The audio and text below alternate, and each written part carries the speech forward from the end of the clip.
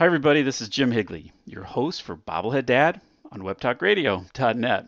So, I'm actually recording this introduction in my bathroom, looking right in the bathroom mirror. Do you ever take time to just look at your face real closely? I don't. When I'm brushing my teeth, I'm just a million miles away in thought.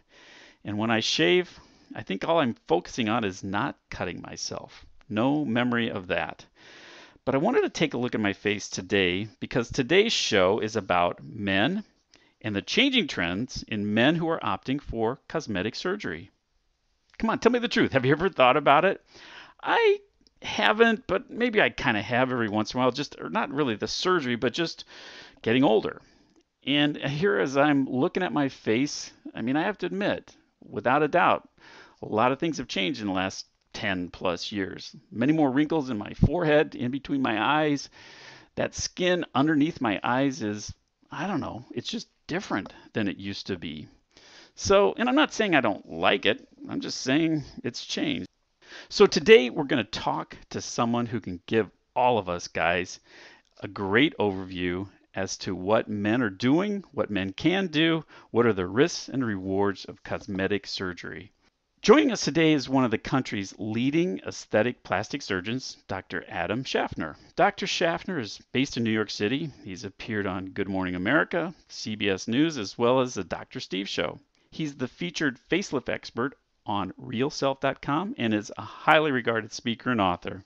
This is a guy who gives back to the world, providing no-cost procedures to kids, injured vets, and victims of domestic abuse. I'm delighted to have him here on Bobblehead Dad Radio. Now let me get back to the studio and welcome him to the show. So Dr. Schaffner, welcome to the show.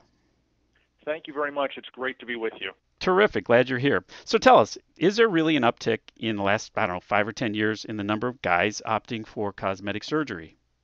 Absolutely. So plastic surgery has become more and more popular with everyone, but especially men. I think that men are appreciating the benefits of not only plastic surgery, but other aesthetic procedures that are either non-invasive and or minimally invasive that can also help improve their appearance. So, like, what are some of the most common reasons you're seeing with your male clients as to why they're opting for procedures? Well, men, I think, are doing procedures for a number of reasons. It can be personal in nature, meaning that it's to improve their appearance for themselves, for their self-esteem, to improve their confidence, and that helps them not only in the way they feel about themselves, but how they portray themselves to others, and potentially in the dating world. And then it also helps them professionally.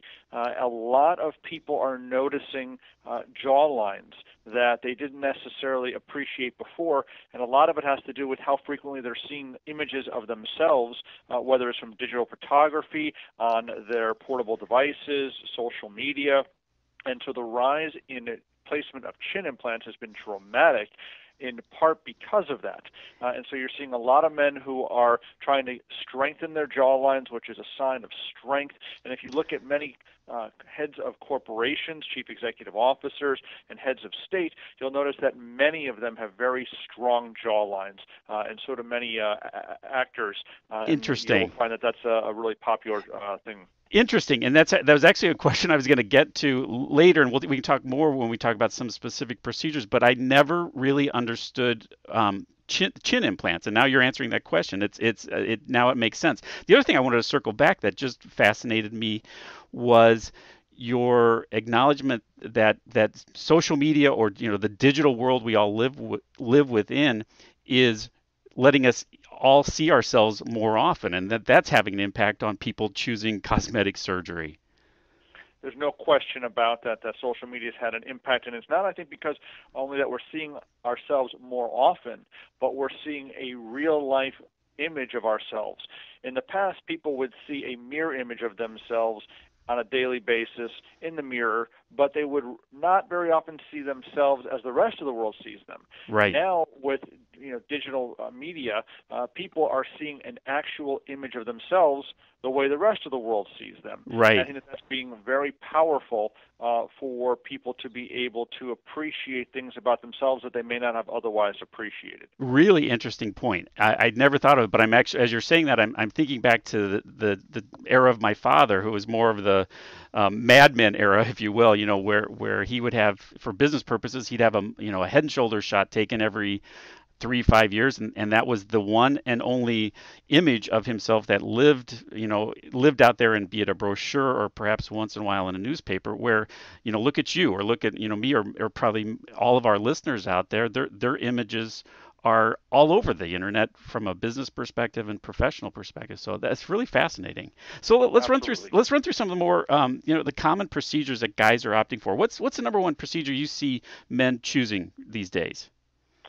Well, from a surgical perspective, rhinoplasty or nose reshaping is very popular. Eyelid surgery to take care of some of the drooping eyelids or bags underneath the eyes.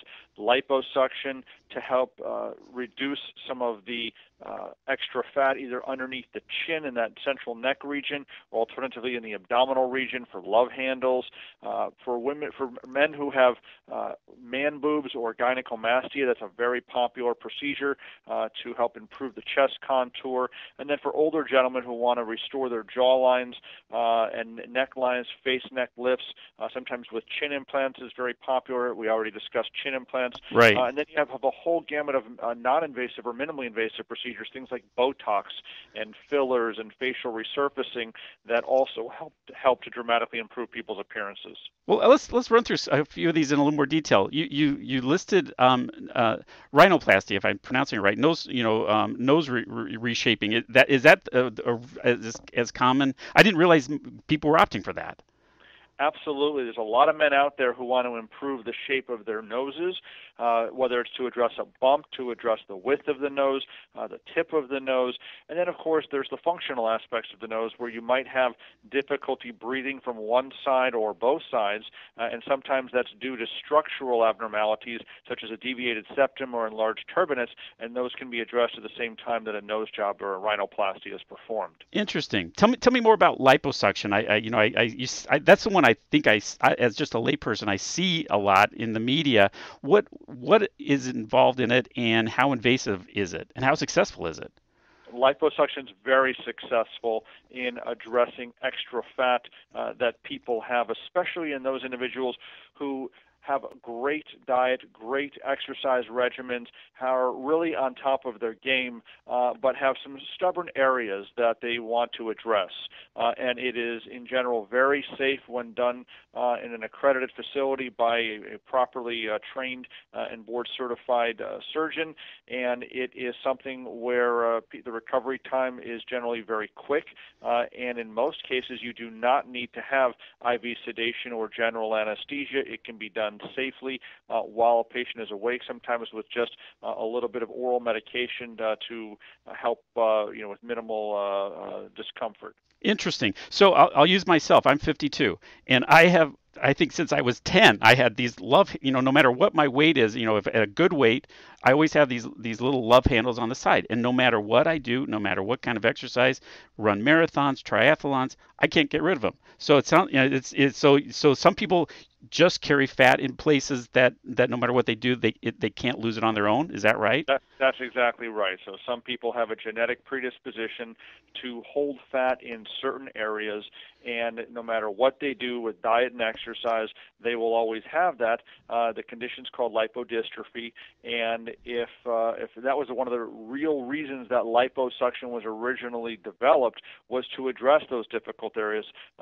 Certainly the indications have expanded quite a bit since that time, but that's exactly what we would target. So for a gentleman who otherwise has very little body fat but has those stubborn love handles or a little bit of a pooch, liposuction would be fantastic for that. Does that fat eventually come back? Once you remove the fat from that area, the fat cells that have been removed are gone.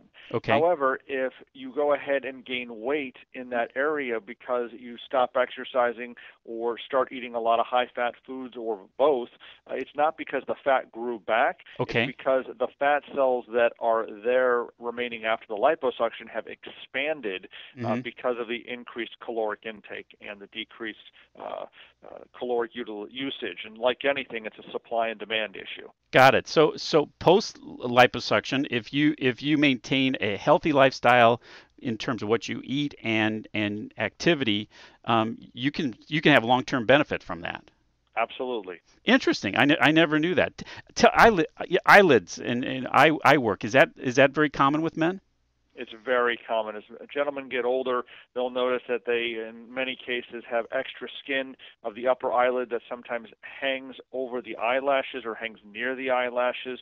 For the lower eyelids, they may notice some bags that are underneath the eyes, extra skin, and all of that can be addressed and improved with eyelid surgery. Yeah, I mean, I know when I look in the mirror, that's clearly one of the areas that I'm very aware of, and especially really it's when I look at older photographs of myself, and I realize, holy cow, when did this happen?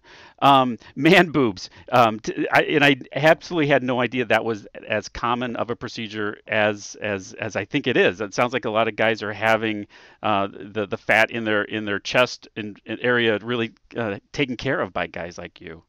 They are. So a lot of men, whether it's teenagers or young gentlemen or even people who are older, they have really had to live with man boobs or gynecomastia, and you don't have to.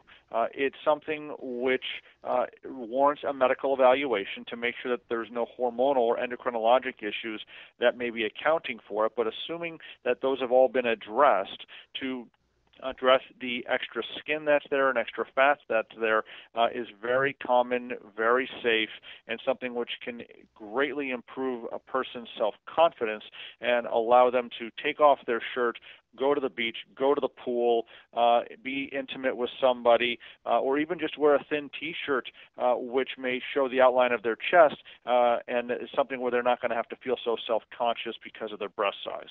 And again, it sounds like it's a big genetic thing, because from my own experience, like being at a gym or whatever with other guys that are working out, it seems like some guys can just do minimal work and have pretty awesome chests, and guys like me who can work my tail off, I don't get the same kind of results. And so part of that can be just genetic, it sounds like.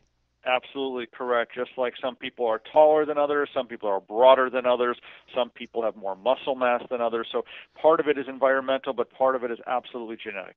So now all of these procedures that we just spoke about, are these from an age perspective, can you be a 30-year-old, 20-year-old? Are these all appropriate for guys of, I'll say, young, kind of younger ages?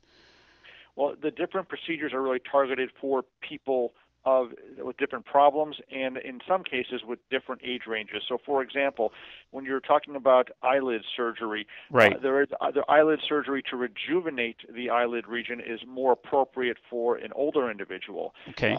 However, for liposuction, nose reshaping, and addressing gynecomastia, that can be used to assist a gentleman whether they're 18 years of age, they could be in their 20s or 30s, or they could be 40, 50, 60, and even older. Got it.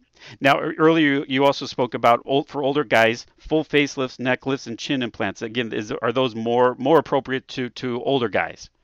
Absolutely. So you certainly facelift, which is a rejuvenation type procedure, is going to be more appropriate for someone who is older than someone who is younger.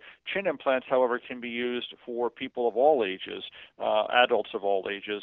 That can be of benefit to improve the jawline and strengthen the chin region. Okay, interesting. Okay, so I got to tell you, I polled my Facebook friends, Facebook followers and stuff, letting them know we were going to have this show today, and just asked for random comments on men, cosmetic surgery, and several people commented. There were a couple common trends in what people were saying.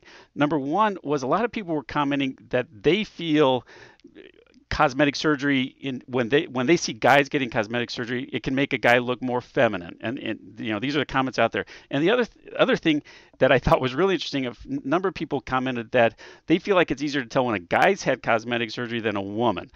I don't know, I don't know what you think about that, but I was curious what your opinion on those kind of comments are. Well, certainly plastic surgery needs to be tailored to the individual and needs to be done appropriately to not change the individual's appearance so significantly that it's going to alter their ability to be recognized as themselves. And there's a lot of plastic surgery out there that I think has been overdone right. and has caused people to have these conceptions, and in some cases rightfully so. There are well-known cases of very high-profile celebrities who are men who have had plastic surgery, and they have really changed their appearance as a result of it. It doesn't have to be that way. And I think that for men who are listening, who are thinking about plastic surgery, my advice to them would be that if you're concerned about a particular area and want to improve it, the answer is not to sort of ignore it, but rather to have a frank discussion with your plastic surgeon about your concerns, that you want to maintain your masculine look, but that you want to only address those issues which are of concern. And then once you feel comfortable that you've made that connection with the plastic surgeon, make sure that you look at before and after photos of men on whom that plastic surgeon has performed the procedure, which they're interested in having. Make sure that you like the way the postoperative results look right. for procedures that doctor has performed, and talk to patients on whom that doctor's performed that surgery so that you have an idea, patient to patient, what it's like to go through the procedure. And I think that by doing those things, and of course making sure that the doctor is board certified and trained in the appropriate specialty and has hospital privileges for the procedure that you're interested in, all those things are very important as well. I think at that point you can feel comfortable in proceeding. But it's something where you really have to do your homework. Otherwise, you may wind up being very disappointed because there's no question those are very legitimate questions and concerns that were posed by your listeners there. Great advice. Do you see in your practice? Do you see, and this is really for both men and women, do you see people coming to you who are unsatisfied with procedures they've had with other physicians and coming to you for help? I do, absolutely. So a large portion of my practice has evolved into revision plastic surgery, and some of it is because of plastic surgery that was performed less than expertly, and sometimes by physicians who are not trained in fields related to plastic surgery. And that's certainly been a major issue as more and more physicians who are not plastic surgeons are performing cosmetic procedures. And, some of it is just that the result was not optimal, and sometimes it's due to a miscommunication in the intent of the patient, and sometimes it's just an unfortunate result all the way around. And so the answer is plain and simply yes. Yeah. I do a lot of that, and it's of the face, breast, and body. And we do our best to meet and exceed the expectations of patients to restore their faith and confidence in themselves and in plastic surgery. You had said something when you're answering that question that surprised me. You said that there are surgeons who are not trained in plastic surgery who are actually performing procedures? That's correct. So you can go online and Google a given procedure, and you will find that it's not just plastic surgeons or facial plastic surgeons or oculoplastic surgeons performing plastic surgical procedures. That in some areas of the country you have specialists in other fields, whether it be internal medicine, pediatrics, obstetrics and gynecology, oral surgery, which is a subspecialty of dentistry, who these doctors may be excellent in their fields and may be board certified in their fields, but for whatever reason, and some of it is monetarily driven, that they decide that they want to expand their scope of practice into a plastic surgical procedure. And they will start performing that. by getting training in some fashion, and the question, of course, is what type of training and Right. how extensive is the training. And for those who decide to go back and do a formal plastic surgical training pathway, or facial plastic surgery, oculoplastic surgery, that would be, in my opinion, one of the best ways to go. Most doctors who go into plastic surgery start out in another field just by virtue of the training pathway. A lot come through general surgery. I came through head and neck surgery. But it's important that people do their homework so that they know the credentials of their doctor. Right. And any doctor can call themselves a cosmetic doctor or cosmetic surgeon or aesthetic doctor or aesthetic surgeon, but only plastic surgeons will call themselves a plastic surgeon. So Okay. be sure that that people are doing their homework and that they understand those differences. Well, and if there's anything people took away from this conversation, that's a key component, is to do your homework and to know you're getting a board certified plastic surgeon. Absolutely. Okay, so we've been speaking about some of the surgical procedures. What about some non-surgical procedures that are available to men? There's a whole host of non-invasive and minimally invasive procedures that are available. Things like Botox, Mm-hmm. which helps to soften some of the muscles in the facial region so that they're not crunching down on the skin as hard, so that, for example, the number 11s between the eyes or horizontal forehead lines or the crow's feet are softened. You can use filler materials, things like hyaluronic acids, which people may know better by their brand names as Restylane or Juvederm, or other types of fillers like Radiesse or Sculptra. And even using one's own fat that you can obtain during liposuction to revolumize the face, to restore volume that's lost with age, to help fill lines and grooves that have developed. And then there are a whole host of lasers that are available to resurface the skin, to decrease the depth of wrinkles, to help with red lines and red spots and brown spots and things that develop as one ages. So Botox is not a filler; it's a muscle softener. That's exactly right. Is that right? And how long? Yeah, How long? it helps to weaken the muscle. So, and it is injected, and generally it lasts anywhere from 3 to 5 months, on average about 4 months. 4 months. And again, this is where, from a layperson's perspective, like myself, I see the things, stories presented in media about bad Botox stories. I'm assuming that's the rare story out there for people who opt for Botox. I would agree with that. So the majority of Botox injections are very effective and safe. And yes, there are potential risks. While anyone can get bruising or swelling, which is usually minimal and very short term, some of the things that you're probably referring to are droopy eyebrows or droopy eyelids. And so it's important that you go to someone who's experienced in performing Botox injections to minimize those types of risks.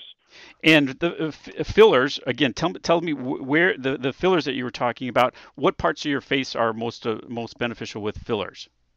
There are many different areas where fillers can be used. Some of the more common areas are the lines between the corner of the nose and the corner of the mouth, what's known as the nasolabial groove or the nasolabial fold, the marionette lines or the parentheses around the mouth. Right. There are ways in which you can use fillers to help strengthen the jawline, to help camouflage jowls that develop with age. You can help to restore volume in the midfacial region and the cheek region for volume that's lost with age. And then for lines that are elsewhere on the face that may be a little deeper, an experienced injector can use fillers to help improve those as well.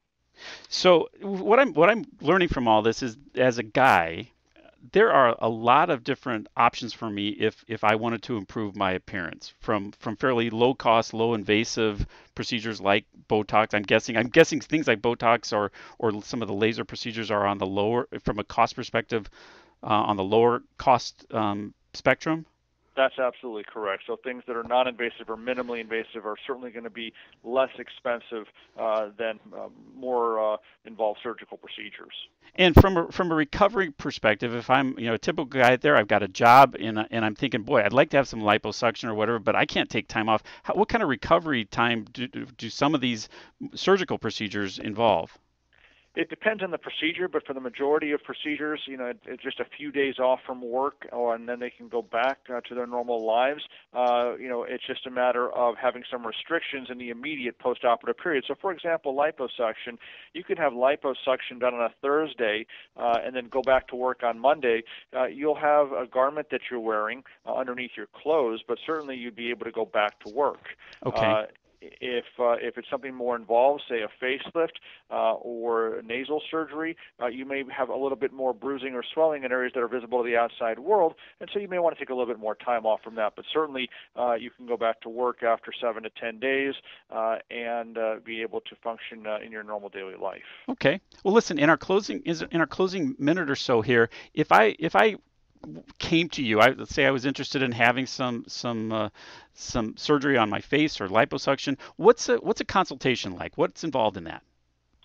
Well, consultation is really just a meeting between the plastic surgeon and the patient where they try to get to know each other and for the doctor to understand what concerns the patient has, to understand the goals of the patient, and then after examining the patient and taking a thorough history, to offer potential treatment options that will hopefully meet and exceed the patient's expectations, and really giving a range of all options that are available, from non-invasive to minimally invasive to surgical procedures, and trying to explain as best as possible to the patient what results can reasonably be obtained from each of those procedures and what the recovery time is, risks that are involved, and costs that are involved, so that the doctor can help the patient best select what procedure or procedures he or she wants to meet and exceed his or her goals.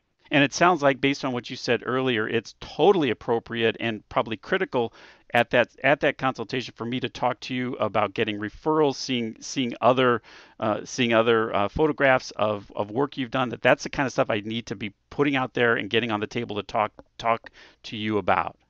Absolutely, to see before and after photographs, to speak with other patients, to read testimonials, ask about hospital affiliations and hospital privileges, ask about academic affiliations, board certification.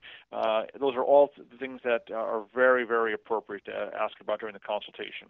Terrific. Well, this is fascinating. Dr. Schaffner, where can people go if they'd like to learn more about you and your practice and get more information? If people have questions or would like more information, they can feel free to visit my website, www.drschaffner, that's DRSCHAFFNER.com, or call 212-688-6600. Be happy to answer any questions. All right. Well, thanks so much. I personally learned a lot myself, and who knows, I may be giving you a call one of these days. Thanks so much. My pleasure. Thank you very much.